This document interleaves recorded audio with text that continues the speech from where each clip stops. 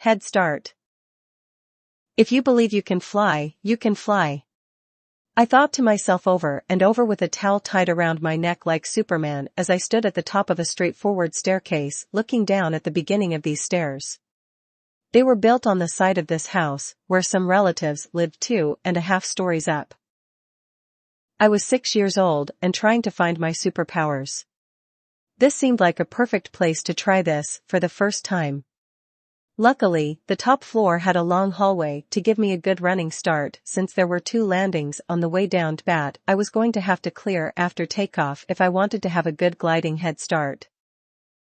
My quest to find my superpowers started a couple of years ago when I was only 4 years old. I had this dream that changed me forever. A man with a beard approached me and taught me how to not only to wake up in my dreams but to control everything while lucid dreaming. Flying became second nature to me when I woke up in my dreams. Like learning how to ride a bike, you cannot forget how to do it when you get back on one. So, for the last couple of years, I had been seeing the signs everywhere that they might be possible to achieve while I'm awake. The man in my dreams taught me a lot of things that I could not remember or write down since I was only a 4-year-old boy that did not know how to read or write yet and only spoke Spanish. The final straw was watching Peter Pan sprinkle pixie dust on the lost boys. Even the dog could fly. I already knew how to fly, I just had to apply it to the real world. Or was it from something I learned a little while back before that? I remember asking my mom when I was 5 years old, which way do we go when we die, left or right? I am quite sure she did not know why I would ask such a question, but she said, go left, or did she say go right? I had just learned in Sunday school about Joshua's dream with the angels at the top of the ladder ascending and descending from heaven in the verse from the book of Genesis 28 verse 12. KJV. Either way, it was all starting to make so much sense.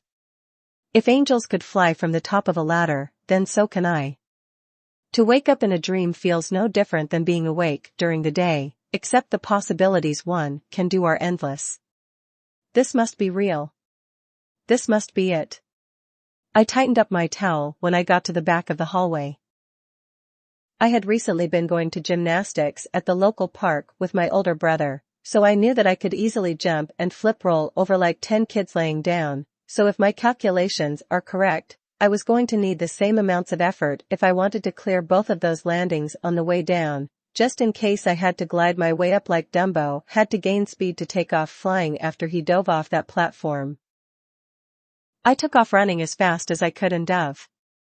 I am so glad there was no overhead roof, because I would have hit it. I was doing it. I was flying.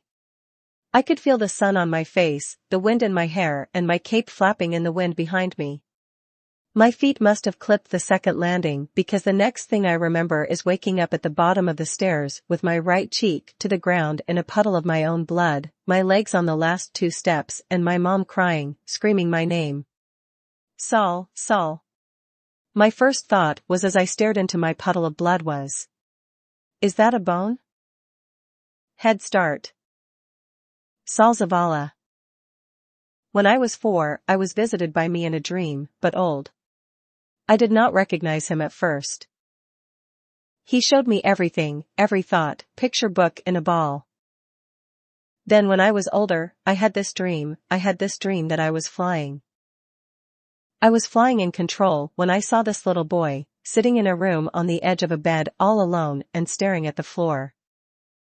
Put your head up, don't be sad, you can do anything you want, here in Dreamland. For in life, you are just a boy, but in here, you are more than man. Remember me? Remember me. Creality. Remembering me remember, in a dream. 1-19. WC 835.